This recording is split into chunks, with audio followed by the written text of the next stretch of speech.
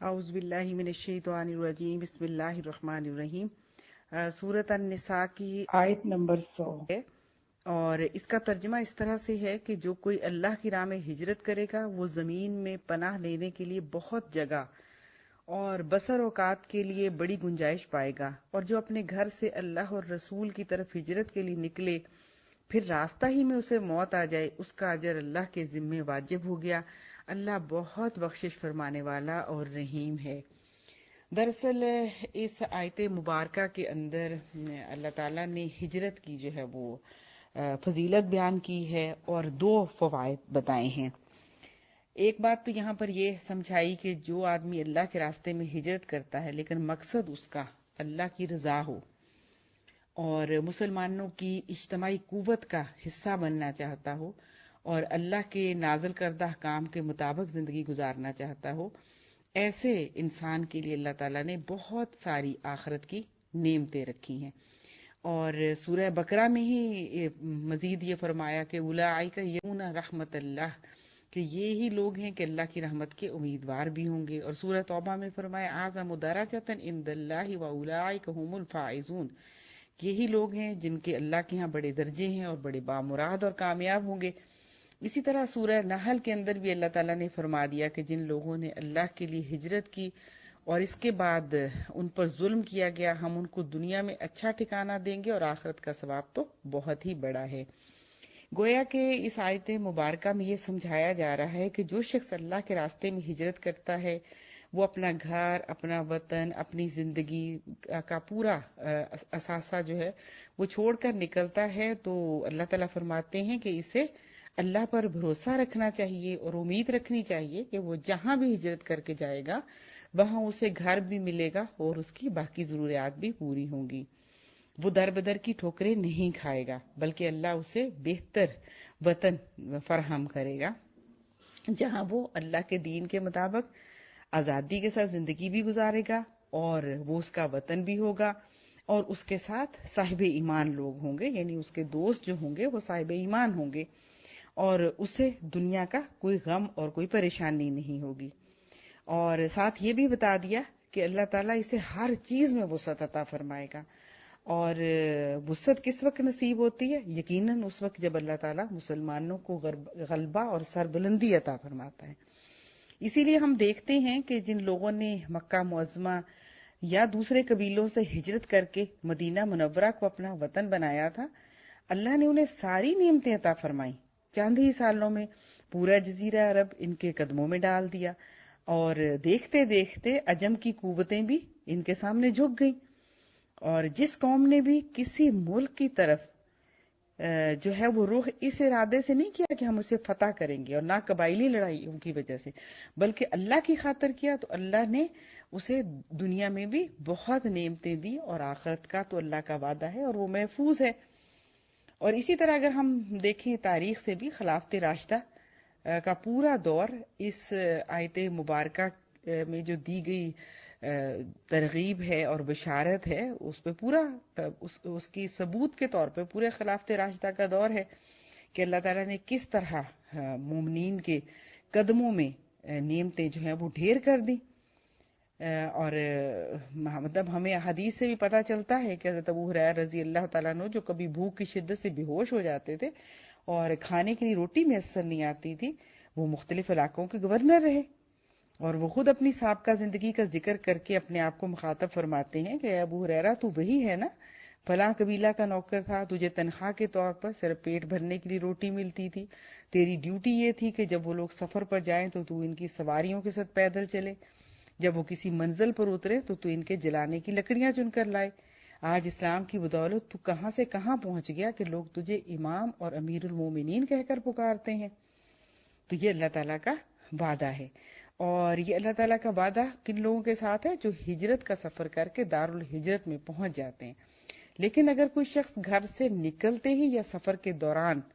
دارالہجرت پہنچنے سے پہلے ہی اللہ کو پیارا ہو جاتا ہے، تو اس سے ہمارا وعدہ یہ ہے کہ اس کا اجر اللہ کے ذمہ ہوگا۔ فقد وقع اجرہ علی اللہ، یعنی جتنی اخروی نعمتیں اللہ نے مہاجر کے لیے لکھی ہیں وہ ان تمام نعمتوں سے فیض یاب ہوگا، اور اپنے اخلاص کے مطابق مزید اللہ کو علم ہے کہ کتنی بڑی بڑی نعمتیں اسے ملیں گی. اور یہ بھی بات ہمیں پتہ چلتی ہے کہ یہ آیت کریمہ جو ہے مطلب مختلف روایات کے ذریعے پتہ چلتا ہے کہ یہ آیت کریمہ حضرت خالد بن حزام رضی اللہ تعالیٰ عنہ کے بارے میں نازل ہوئی، جو ہجرت حبشہ کے ارادے سے گھر سے نکلے، لیکن راستہ میں سانپ نے کاٹ لیا جس سے ان کی موت واقع ہوگی، لیکن اللہ نے ان کی ہجرت کو قبول فرمایا اور ان کے لیے اجر و ثواب جو ہے بتا دیا کہ انہیں بہت جو ہے وہ اجر و ثواب ملے گا. اچھا، اسی طرح پھر ہم آگے 101 نمبر آیت جو ہے سورہ النساء کی ہی اس کا ترجمہ دیکھتے ہیں پہلے کہ اور جب تم لوگ سفر کے لیے نکلو تو کوئی مذائقہ نہیں اگر نماز میں اختصار کر دو، خصوصاً جب کہ تمہیں اندیشہ ہو کہ کافر تمہیں ستائیں گے، کیونکہ وہ کھلم کھلا تمہاری دشمنی پر تلے ہوئے ہیں. دراصل جہاد اور ہجرت کا جو ہے وہ مضمون ہے، تو اسی سیاق میں اللہ تعالیٰ نے نماز کا بھی ذکر کر دیا. بظاہر تو یہی معلوم ہوتا ہے کہ ہجرت بھی ایک سفر ہے اور جہاد بھی، اور دشمن کی طرف سے حملے کا اندیشہ ہو تو نماز قصر کا حکم دیا گیا ہے. ہجرت کا سفر اور پھر جہاد کا سفر دونوں میں لمبا ہو تو سفر لمبا ہو تو یا پھر مطلب اگر جنگ کے لیے ہے لمبا سفر درپیش نہ ہو لیکن دشمن کی طرف سے حملے کا اندیشہ ہو اور خوف کی صورت ہو تو وہ صلاۃ الخوف پڑھنے کی اجازت دی گئی ہے، اور سفر میں نماز قصر ہے. لہذا دونوں حوالوں سے ہجرت کا معاملہ ہو یا جہاد کا معاملہ ہو تو یہ حکم جو ہے وہ قصر کا دیا گیا ہے، کیونکہ نماز ایک ایسی عبادت ہے جو انسان کا تعلق اللہ سے قائم کرتی ہے. آدمی نیت سے لے کے مراحل میں اپنے اللہ کے بہت قریب ہوتا ہے، اس کی تسبیح کرتا ہے، اس کی کتاب کی تلاوت کرتا ہے، اس سے دعائیں کرتا ہے، اس سے استغفار کرتا ہے، تو دراصل یہ اللہ سے بہت قریب ہوتا ہے. اور پھر جماعت کے ساتھ نماز پڑھنے سے یہ ایک امت جو ہے وہ اس کا اکٹھے ہونا ہے، ان کی صف بندی ہے، اجتماعیت ہے، مضبوطی ہے، ڈسپلن ہے، نظم و ضبط ہے. تو لہٰذا یہ سب ٹریننگ ہے نماز ہجرت کے لیے اور جہاد کے لیے، دونوں اعتبار سے نماز جو ہے وہ تربیت کا ذریعہ بنتی ہے. اچھا، اب اسی آیت مبارکہ کے شروع میں وَإِذَا ضَرَبْتُمْ فِي الْأَرْضِ کا حکم ہے، تو گویا کہ یہ صرف جہاد کے لیے نہیں ہے، مطلب یہ سفر کے لیے ہے کہ جب بھی تم، ظاہر ہے کہ جب تم سفر میں نکلو تو یہاں پر پھر محدثین کرام نے اور ائمہ تفاسیر نے اس بات کو واضح کیا ہے کہ جہاد اور ہجرت میں ہی صرف قصر نہیں ہے، اور جہاد میں تو صلاۃ الخوف بھی ہے، اور لمبا سفر ہو ہجرت اور جہاد میں تو قصر بھی ہے، لیکن اس کے علاوہ بھی اگر سفر ہوتا ہے اور لمبا سفر ہوتا ہے تو اس میں نماز قصر ہے، اور یہی احادیث مبارکہ سے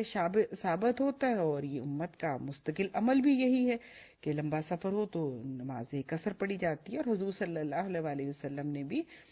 جو ہے وہ آپ کا عمل بھی یہی تھا کہ جو نمازیں 4 رکعت پر مشتمل ہوتی تھی ان میں قصر کرنے کا جو ہے وہ ظاہر مطلب یہی ہے کہ 2 رکعتیں پڑھی جائیں گی، اور جو 3 ہیں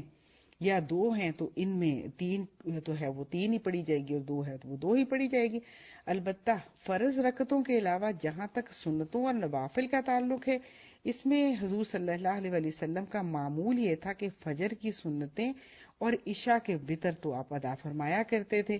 مگر باقی نمازوں میں آپ صرف فرض پڑھتے تھے.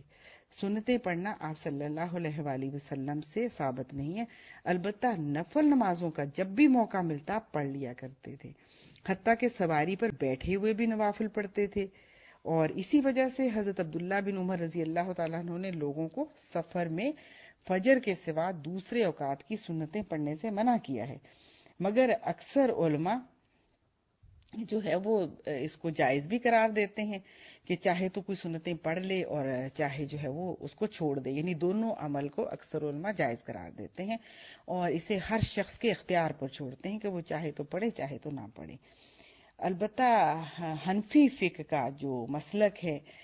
وہ یہ ہے کہ مسافر جب راستہ طے کر رہا ہو تو سنتیں نہ پڑھنا افضل ہے،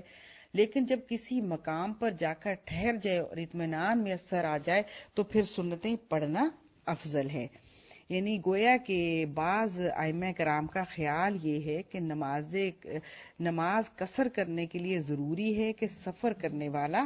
جو ہے وہ سفر فی سبیل اللہ ہو، یعنی وہ کسی جائز اور پسندیدہ مقصد کے لیے سفر کر رہا ہو۔ لیکن اگر ایسے مقصد کے لیے سفر کر رہا ہو جو شرعاً ناجائز ہو تو اس میں قصر کی اجازت سے فائدہ اٹھانے کا اسے کوئی حق نہیں۔ لیکن حنفی مسلک میں یہ ہے کہ قصر ہر سفر میں کی جائے گی، سفر کی نوعیت کا اس سے کوئی تعلق نہیں۔ سفر کا جائز یا ناجائز ہونا بجائے خود ایک عمل ہے، اس کی الگ سے باز پرس ہوگی، البتہ سفر جو بھی ہوگا اس کے لیے وہ قصر کرے گا۔ تو لہٰذا جو ہے وہ اسی لیے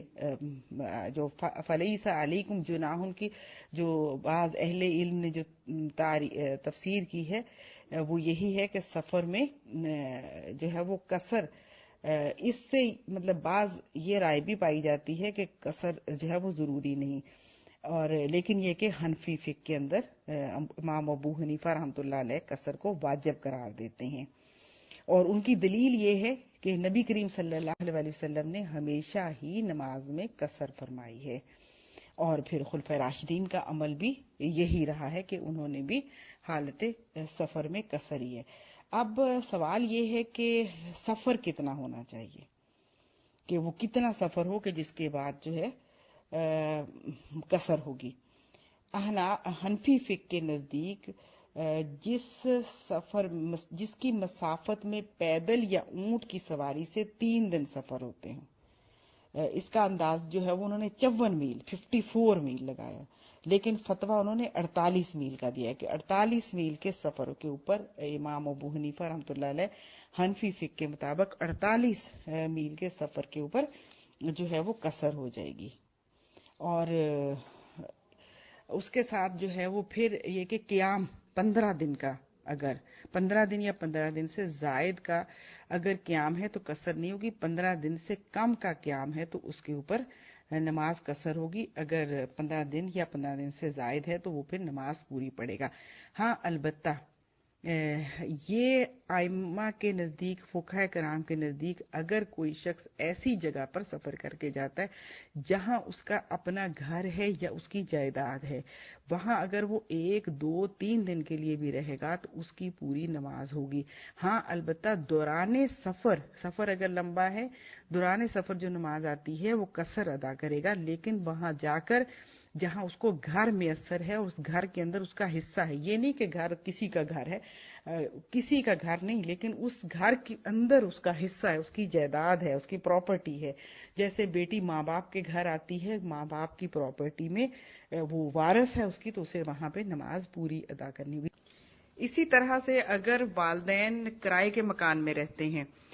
لیکن بیٹی اپنے والدین کے پاس جاتی ہے تو وہ مہمان نہیں ہوگی، ظاہر ہے کہ ماں باپ کا گھر اس کا اپنا گھر ہوگا، وہاں وہ پوری نماز پڑھے گی، قصر نہیں ہوگی۔ لیکن اگر والدین کے فوت ہونے کے بعد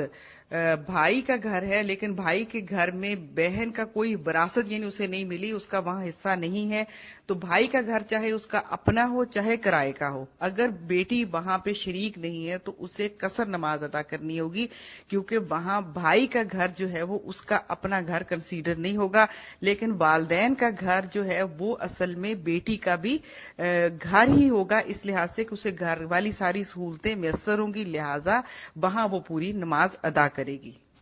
یا کسی نے گھر لے کر وہاں پر رکھا ہوا ہے اور وہ جا کے وہاں رہتا ہے تو اسے وہاں پر پوری نماز پڑھنی ہوگی، یا کسی جگہ پر اس کی زمین ہے، موجود زمینیں ہیں اور وہ وہاں پر جا کے پہنچ جاتا ہے تو وہاں اسے پوری نماز پڑھنی ہوگی، یعنی نماز قصر نہیں بلکہ پوری نماز پڑھنی ہوگی اگر کہیں پر اس کا پراپرٹی موجود ہے۔ تو یہ قصر سے متعلق اہم کچھ مسائل تھے۔ اللہ تعالیٰ سے دعا ہے کہ اللہ تعالیٰ ہمیں عمل کرنے کی توفیق دے۔